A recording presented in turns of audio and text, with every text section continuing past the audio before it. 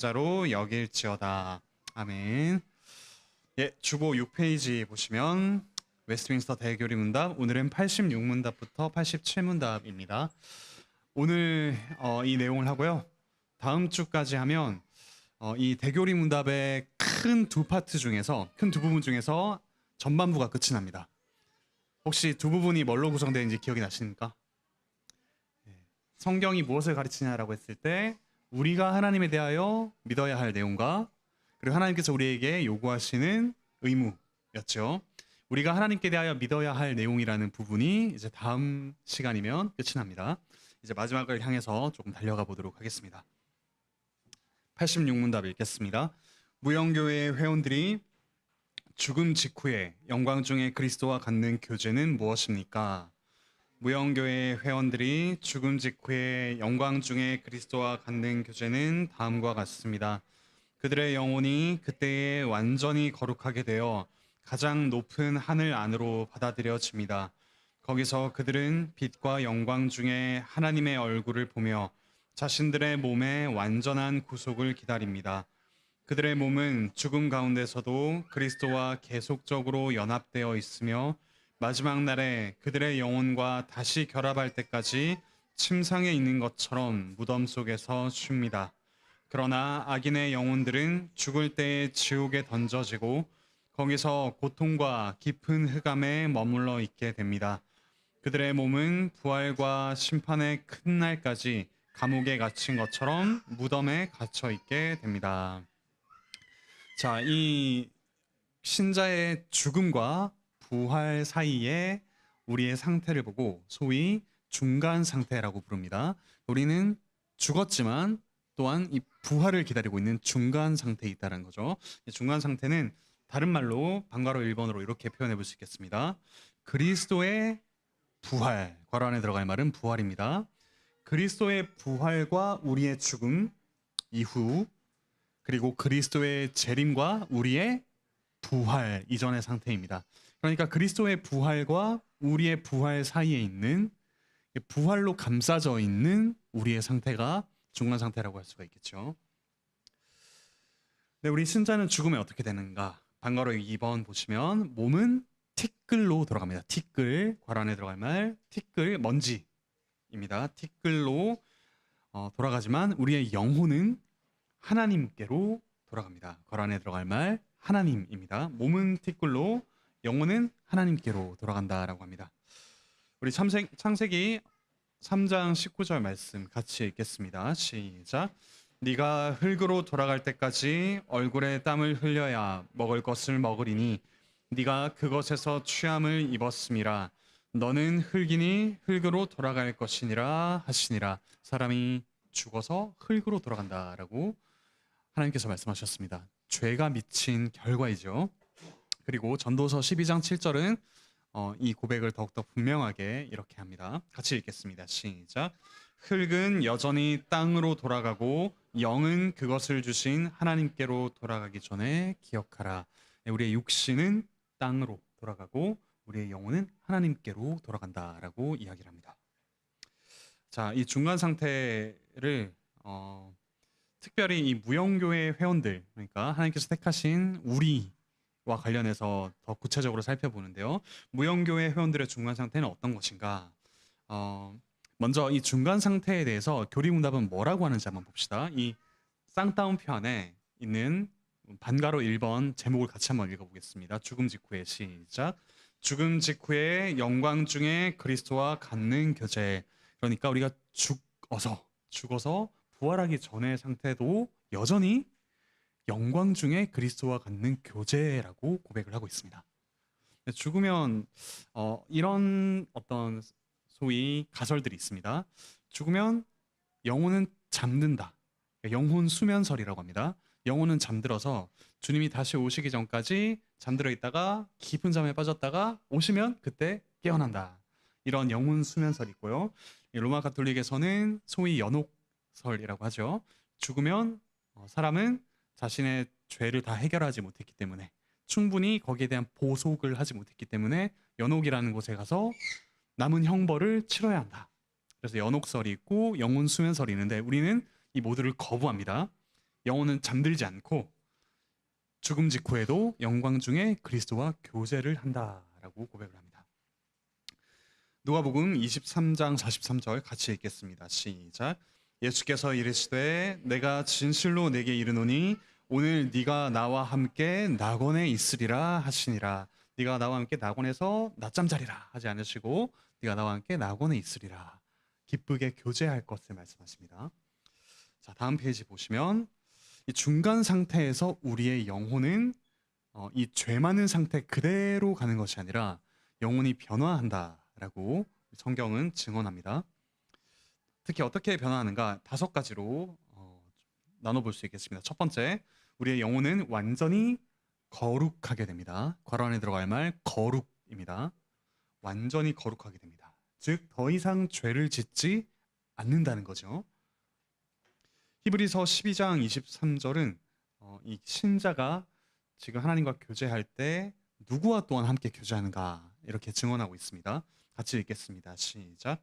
하늘에 기록된 장자들의 모임과 교회와 만민의 심판자이신 하나님과 및 온전하게 된 의인의 영들과.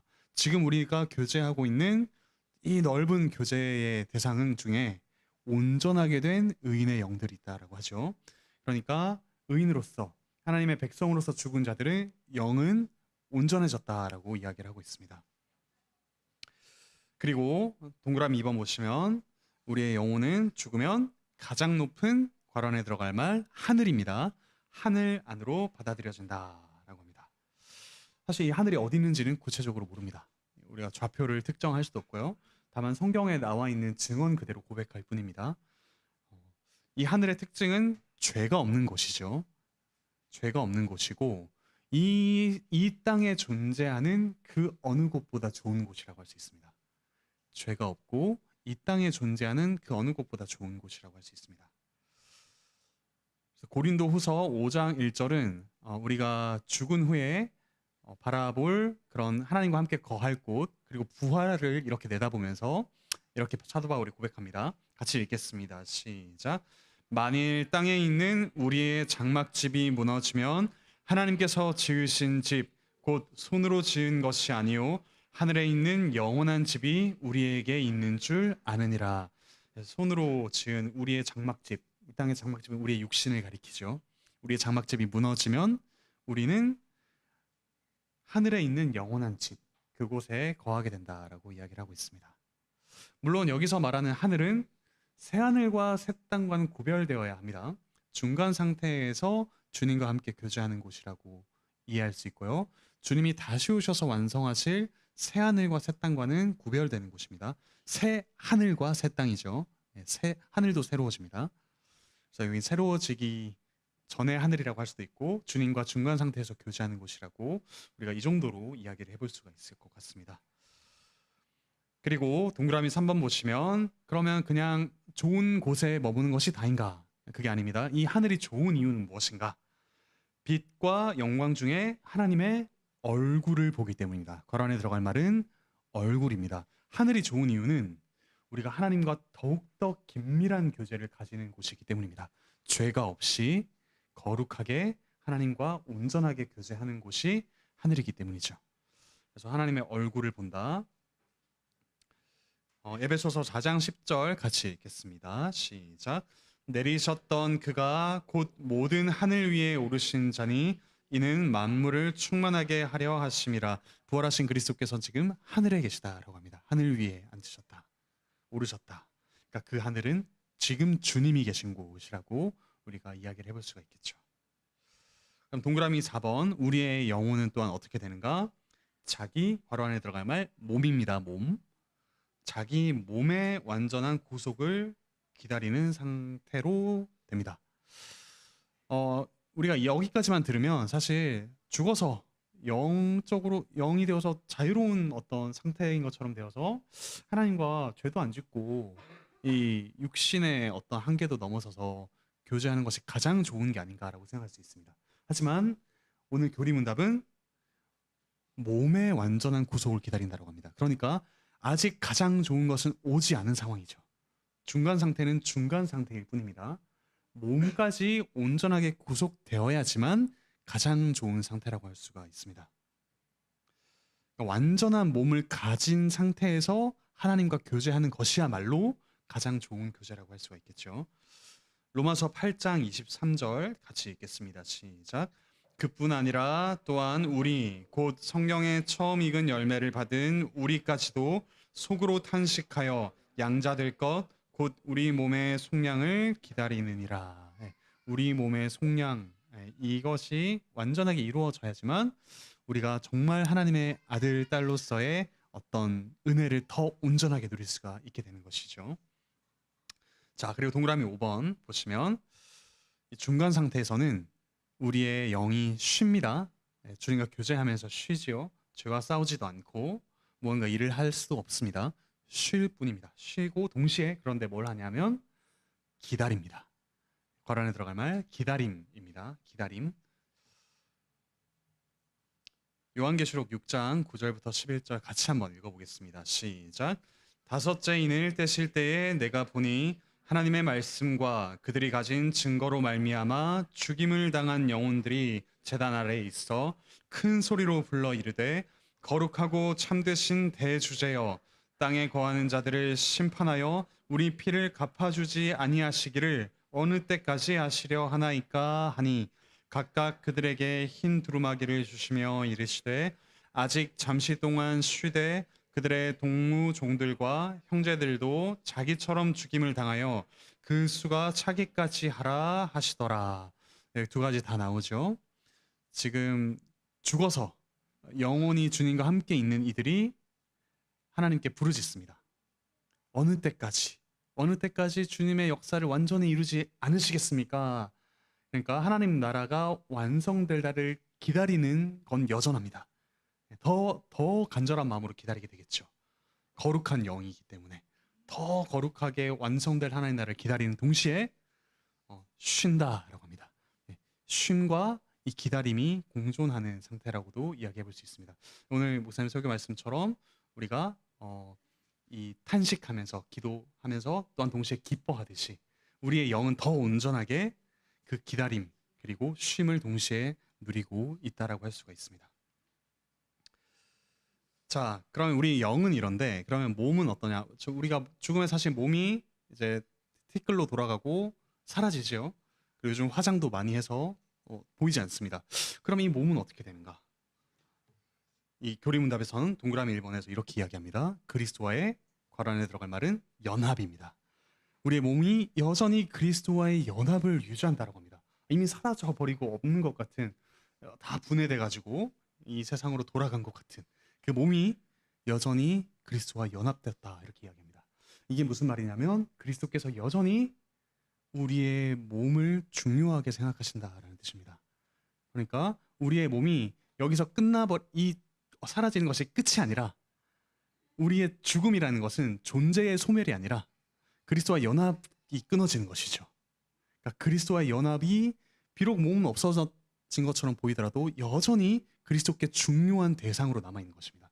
부활을 기다리고 있는 중요한 대상으로 남아있다는 것입니다. 물론 우리가 그 부활이 물리적인 법칙으로 어떻게 이루어질지는 알지 못합니다. 흩어졌던 모든 이 요소들이 갑자기 결합한다든지 이런 건 우리가 상상할 수 없고 성경이 증언하는 바도 아니죠. 하지만 한 가지 분명한 사실은 그리스도께서 여전히 부활할 우리의 몸을 중요하게 여기고 계신다라는 것입니다. 그래서 로마서 8장 38절부터 39절 이렇게 고백하죠. 같이 읽겠습니다. 시작. 내가 확신하노니 사망이나 생명이나 우리를 우리 주 그리스도 예수 안에 있는 하나님의 사랑에서 끊을 수 없으리라. 우리의 전 인격, 몸과 영혼 이것은 전 인격적으로 그리스도와 끊어지지 않습니다. 단지 영혼만 끊어지지 않는 것이 아니라 우리의 전 인격이 끊어지지 않는다.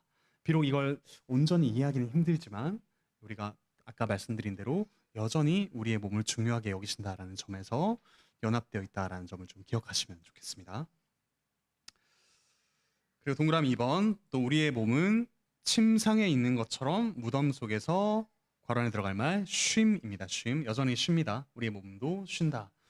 몸도 더 이상 뭔가 활동을 할 수가 없는 것이죠. 그걸 보고 침상에 누운 것처럼 쉰다. 물론 아까 말씀드렸듯이 화장도 하고 뭐 꼭 우리가 무덤에 있지만 않지만 그걸 상징적으로 나타내죠. 쉰다라고 합니다. 이사야 57장 2절 제가 읽겠습니다. 그들은 죽은 의인들은 평안에 들어갔나니 바른 길로 가는 자들은 그들의 침상에서 편히 쉬리라라고 합니다. 자, 여기까지가 우리 무영교회 회원들의 중간 상태였다면, 그렇다면 무영교회 회원들이 아닌 이들, 여기 교리문답의 표현에 따르자면 악인들은 죽은 후에 어떻게 되는가? 악인들의 중간 상태, 소위 중간 상태는 어떤가 보겠습니다. 첫 번째, 악인들의 영혼은 고통받습니다. 거란에 들어갈 말은 고통입니다. 예수님께서 어떤 비유로 주신 말씀이긴 하지만 이것이 악인이 죽은 후에 어떤 고통을 겪는가를 또 보여주는 본문이기도 합니다. 부자와 거지 나사로 이야기인데요. 누가복음 16장 23절 24절 함께 읽겠습니다. 시작. 그가 음부에서 고통 중에 눈을 들어 멀리 아브라함과 그의 품에 있는 나사로를 보고 불러 이르되 아버지 아브라함이여 나를 긍휼히 여기사 나사로를 보내어 그 손가락 끝에 물을 찍어 내 혀를 서늘하게 하소서. 내가 이 불꽃 가운데서 괴로워하나이다. 네, 물론 이 부활한 몸이라고 보기보다는 어떠한 고통을 겪고 있는가를 좀 나타내주는 그런 표현이라고 할 수가 있겠죠. 분명한 사실은 고통받고 있다는 겁니다. 고통받고 있다는 사실. 그것이 악인들의 중간 상태죠. 그리고 보면은 아브라함의 품에 안겨 있는 나사로와 달리 교제가 단절되어 있습니다. 아브라함의 품에 안겨 있다는 것은 곧 하나님과 교제하고 있는 나사로를 보여주죠. 하지만 이 부자는 그 단절된, 건너갈 수 없는 구덩이 너머로 주님과의 교제가 완전히 단절된 것을 볼 수 있습니다. 그 영혼의 고통을 당하고 있고, 두 번째, 몸은 어떻게 되는가? 몸의 갇힘입니다. 갇히다 할 때 디귿, 힘, 갇힘. 몸은 갇혀 있다라고 표현합니다. 사실 죽은 의인이나 죽은 악인이나 둘의 몸이 다 정지되어 있는 건 똑같습니다. 하지만 이 상태를 보고 다른 각도에서 몸이 갇혀 있다라고 표현합니다. 그러니까 쉬면서 기다리는 이 역시 가만히 있죠. 근데 갇혀 있는 이 역시 가만히 있습니다. 하지만 이들이 각각 마주하는 결과는 다릅니다. 쉬면서 기다리는 이들은 좋은 결과를 맞이할 것을 바라보며 기다리고 있는 반면, 감옥에 갇힌 이들, 특히 어떤 사형수나 형벌이 분명하게 남아있는 사람들 같은 경우는 이 가만히 있음은 아주 고통스러운 갇힘이라고 이야기할 수 있겠죠. 둘 다 몸은 활동을 하지 않지만 한쪽은 쉼과 기다림인 반면 다른 한편은 감옥에 갇혀 있는 상태와 같다라고 이야기를 합니다. 영원한 형벌을 앞둔 수감자라고 이야기를 할 수가 있겠죠. 자, 이것이 중간 상태인데요. 사실 성경이 중간 상태에서 엄청나게 많은 이야기들을 하지 않습니다. 곳곳에 있는 이런 흔적들을 모아서 우리가 교리문답으로 이렇게 고백을 할 수가 있겠죠. 조금 더 많이 이야기하는 것은 부활입니다. 다음 87문답 부활 문답 읽겠습니다. 부활에 관하여 우리가 믿어야 할 것은 무엇입니까? 우리는 마지막 날 이미 죽은 의인과 악인 모두에게 일반적 부활이 있을 것을 믿어야 합니다. 그때 살아남아 있는 사람들은 순식간에 변화될 것입니다. 그리고 무덤에 있는 죽은 자들의 바로 그 몸이 그때에는 그들의 영혼들과 영원히 다시 합하여 그리스도의 능력으로 일으킴을 받게 될 것입니다. 의인의 몸은 그리스도의 영에 의해 그리고 그들의 머리이신 그리스도의 부활의 덕택으로 능력 중에 신령하고 썩지 않는 몸으로 일어나서 그리스도의 영광의 몸과 같이 될 것입니다. 그러나 악인의 몸은 진노하시는 심판주이신 그리스도에 의하여 치욕 중에 일으킴을 받게 될 것입니다. 네, 교리문답에서 제일 첫 번째로 일반적인 부활이 있다고 합니다. 그러니까 죽은 모든 이들은 부활한다는 거죠. 그러니까 우리가 흔히 가질 수 있는 착각은 그리스도인들만이 택함을 받은 자들만이 부활한다라고 생각하기 쉽지만 모두가 부활한다라고 합니다. 근데 그 부활의 종류가 다르죠. 방과로 1번 보시면 이미 죽은 의인, 첫 번째 괄호 안에 들어갈 말 의인입니다. 의인과 다음 괄호 안에 들어갈 말 악인입니다. 이미 죽은 의인과 악인 모두 부활한다. 이 내용은 사도행전 24장 15절이 이렇게 증언합니다. 같이 읽겠습니다. 시작. 그들이 기다리는 바 하나님께 향한 소망을 나도 가졌으니 곧 의인과 악인의 부활이 있으리라 함이니이다. 의인과 악인 모두 부활한다. 그리고 그렇다면 살아남은 자들은 또 어떻게 되는가? 예수님 다시 오실 때 이 부활이 일어나는데 그때 여전히 살아있는 사람이 있을 거잖아요. 그럼 그 살아있는 사람들 그리고 죽은 자들 역시 부활은 어떻게 이루어질 것인가? 이렇게 이야기합니다. 방과로 2번 괄안에 들어갈 말은 순식간입니다. 순식간. 순식간에 단번에 모두 일제히 일어나는 이 살아있는 자들과 죽은 자들의 변화라고 이야기를 할 수가 있겠죠. 순식간에 일어납니다. 그래서 고린도전서 15장 51절 52절 같이 읽겠습니다. 시작. 보라 내가 너희에게 비밀을 말하노니 우리가 다 잠잘 것이 아니요 마지막 나팔에 순식간에 호련히 다 변화되리니 나팔 소리가 나매 죽은 자들이 썩지 아니할 것으로 다시 살아나고 우리도 변화되리라. 죽은 자든 살아있는 자든 순식간에 변화된다라고 합니다. 이것이 일반적인 부활이고요. 이 일반적인 부활이 두 가지로 나뉘었을 때 의인의 부활과 악인의 부활입니다. 먼저 의인의 부활을 살펴보도록 하겠습니다. 의인의 부활은 어떻게 이루어지느냐? 첫 번째로 그리스도의 영에 의해입니다. 영, 그리스도의 영, 곧 성령님이시죠. 그리고 특별히 여기서 강조하는 성령님의 어떤 특징은 부활의 영이십니다.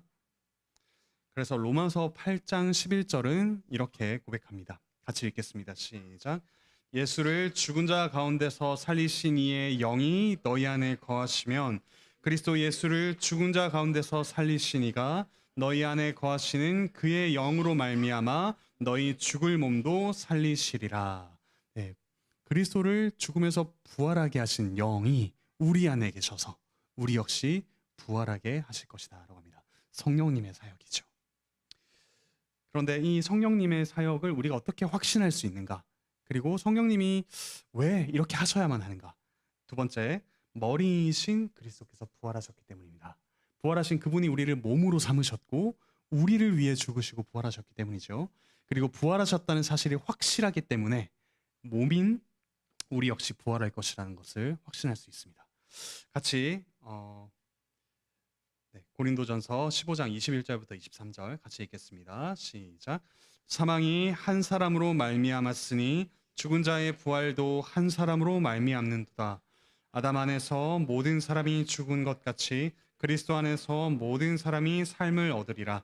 그러나 각각 자기 차례대로 되리니 먼저는 첫 열매인 그리스도요 다음에는 그가 강림하실 때에 그리스도에게 속한 자요. 네, 첫 열매. 그리스도는 첫 열매라고 하셨습니다.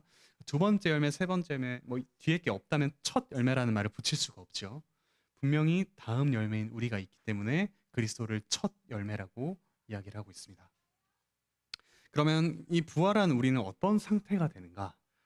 세 번째로 신령하고 썩지 않는 몸이 된다는 겁니다. 이 영과 이 육신이 하나가 되는데 그때의 몸은 신령하고 썩지 않는 몸입니다. 그런데 어느 정도로 그러냐? 그리스도의 영광의 몸과 같이 신령하고 썩지 않고 영광스러운 모습으로 변할 거라는 겁니다. 그러니까 우리가 앞으로 경험하게 될 부활은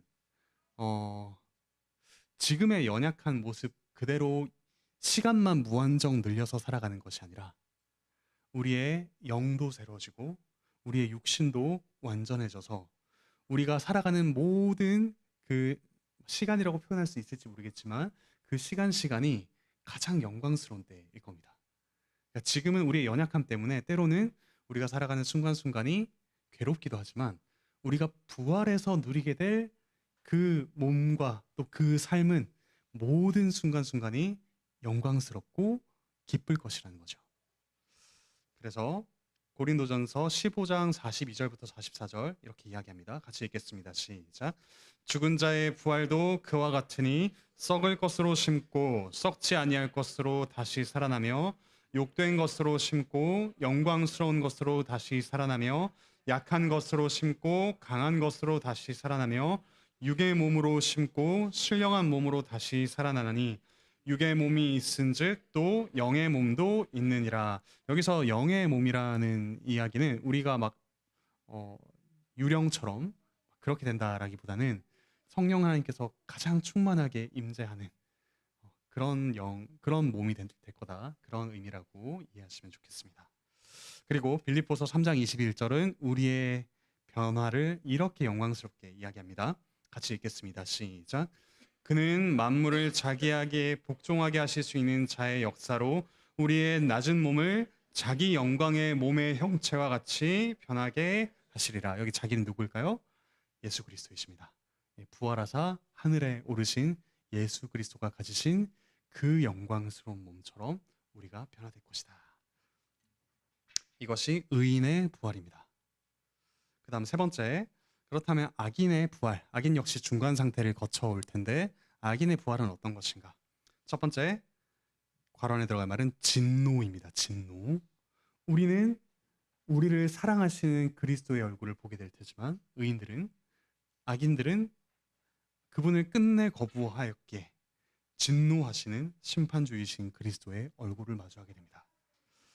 마태복음 25장 41절, 이 우편 좌편에 나누시는 그리스도의 말씀이죠.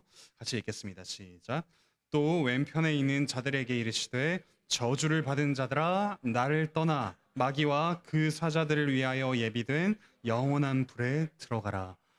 진노하시는 분의 음성입니다. 이것을 마주하게 될 것입니다. 그리고 이 부활은 우리는 영광스러운 부활을 경험하게 될 테지만 악인들은 치욕 중에 일으킴을 받습니다. 그 부활은 오히려 죽기 전보다 더욱더 치욕적인 부활이 될 것입니다. 요한복음 5장 29절 같이 읽겠습니다. 시작. 선한 일을 행한 자는 생명의 부활로 악한 일을 행한 자는 심판의 부활로 나오리라. 그 부활이 치욕적인 이유는 영원한 심판을 받기 때문이죠. 이 땅에서 죄의 어떤 결과를 경험하는 것은 파편적입니다. 그러니까 죄 때문에 고통스럽고 또 악한 자신 때문에, 악한 사람들 때문에 고통받지만 영원한 심판의 결과는 이 땅에서 경험한 죄의 결과와는 비교할 수가 없을 정도로 고통스럽고 치욕스러울 테죠.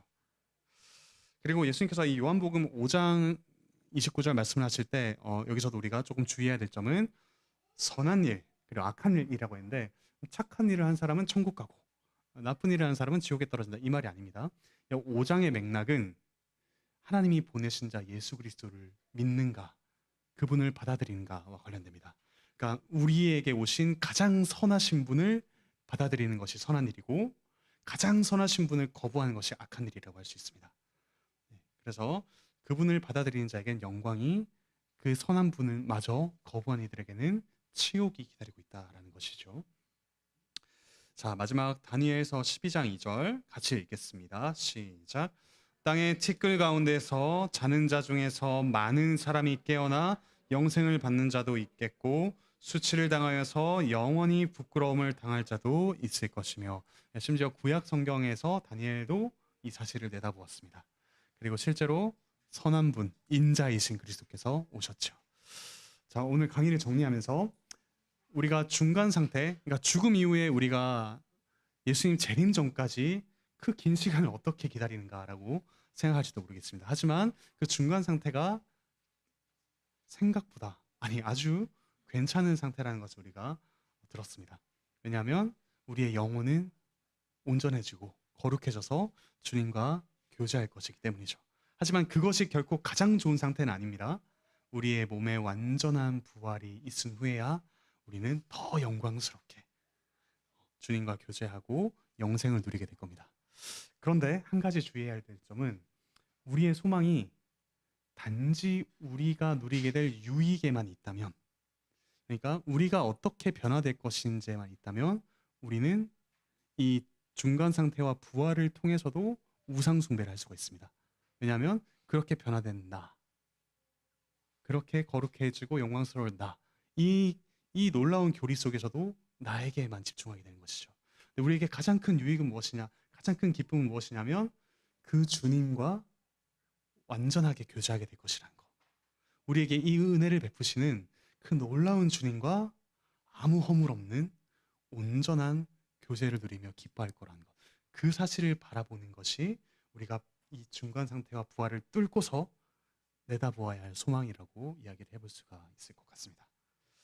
네, 오늘의 교리 공부 강의는 여기까지고요. 혹시 질문 있으실까요? 네, 관장님.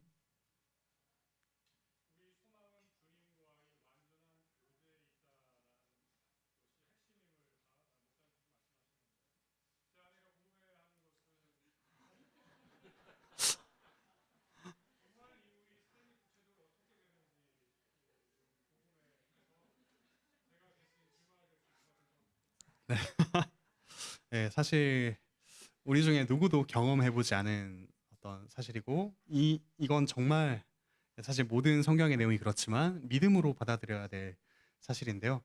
어, 제가 이제 어릴 때 생각해보면 주일학교 때 이 부활 이후에 천국에서 어떤 삶을 살까?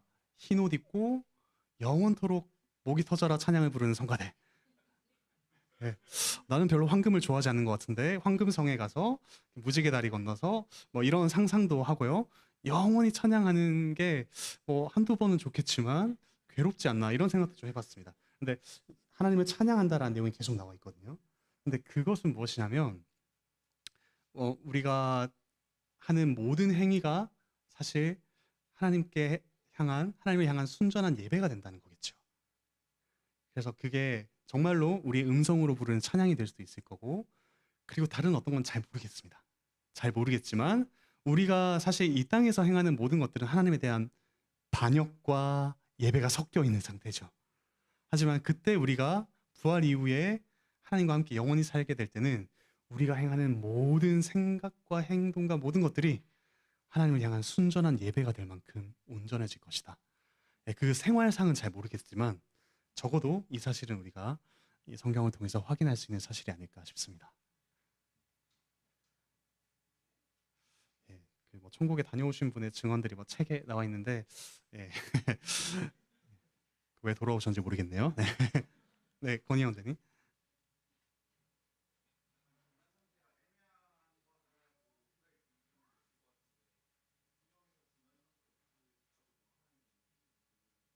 네, 뭐 오늘 제가 이렇게 주간 상태 설명하면서 이렇게 예시로 들었던 이 성경 본문이 외에는 조금 비슷한 내용을 담은 성경 구절이 있고요. 특별히 어떻다라고 제가 좀 명시적으로 말씀드리기 힘들 것 같습니다. 다만 이 역시 좀 집중하는 것은 그리스도와 함께 낙원에 있다는 것, 그리스도와 교제한다라는 것, 그리고 그것이 기다림의 상태이지만 결코 고된 기다림일 뿐만 아니라 그렇진 않고 쉬면서 완성을 정말 확신하면서 기다리는 그 기다림, 하나님 나라의 완성을 확신하면서 기다리는 그 기다림이다 정도로 좀 이야기를 해볼 수 있을 것 같습니다. 그러니까 이게 시사하는 바는 우리의 죽음이 두렵긴 하지만 그 죽음이 우리를 완전히 삼키지는 못한다. 그 죽음조차도 우리의 어떤 영혼을 결정하지 못한다는 사실을 우리에게 좀 보여주는 대목이라고 해볼 수 있을 것 같습니다. 네.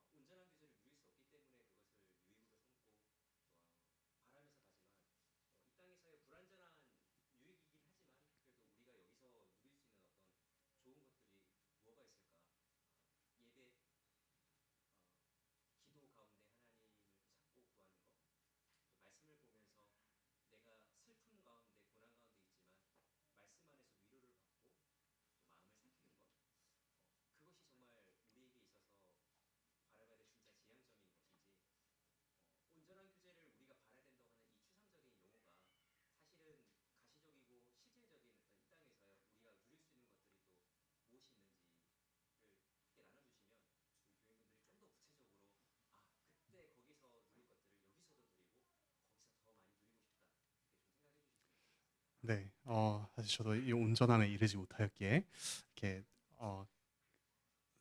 딱 걸맞는 설명을 해드릴 수 있을지 모르겠지만 일상적인 경험을 좀 생각해 보면 좋을 것 같습니다. 어, 제가 이전에 설교 때 한번 좀 말씀드린 거긴 한데 보통 이제 설교 때 말씀드린 거다라면 보통 다 까먹으셨다는 걸 전제하고 이렇게 얘기합니다. 부부 싸움을 했을 때 싸운 그 상대방과 함께 있는 것이 너무 불편하지 않습니까? 남자친구, 여자친구가 싸웠을 때, 혹은 나를 불편하게 하는 사람과 계속 같이 있을 때, 네, 그렇게 불편한 사람과 계속 같이 있으면 아무리 즐거운 것을 해도 즐거울 수가 없습니다. 아무리 맛있는 것을 먹어도, 제가 좋아하는 뭐 제주 흑돼지 오겹살을 먹어도 체할 것 같고요. 네, 너무너무 힘든 그런 상황이 펼쳐지겠죠. 하지만 나를 정말 사랑하는 그 이와 함께 무언가를 할 때는 힘이 나고요. 어떤 어려운 일을 겪을 때도 힘이 납니다. 그냥 사랑한다는 이유 자체로. 하지만 하나님과 내가 교제한다면 그 사랑은 뭐 이 땅에서의 어떤 사랑과 비교할 수 없을 정도의 사랑일 테고요. 그리고 그분이 주시는 힘은 그냥 감정적인 힘을 넘어서서 실제적인 힘이 되죠. 이 땅에서 누리는 것, 죄와 싸울 힘을 성령님께서 주시고, 그런 경험들을 이 땅에서 한 번이라도 해보셨다면 이 경험이 최대치에 이뤘을 땐 도대체 얼마나 기쁜 것일까 한번 생각해 볼 수 있을 것 같습니다. 물론 이건 유비라서 완전하진 않지만, 내가 정말 불편한 사람과 하나님이 내게 불편하신 분이라면, 내게 최고로 좋은 분이 아니라면 그분과 영원히 함께하는 삶은 지옥입니다. 그렇죠? 나에게 완전히 좋지 않은 분을 영원히 찬양해야 되는 삶을 산다면 그거야말로 지옥이지 않겠습니까?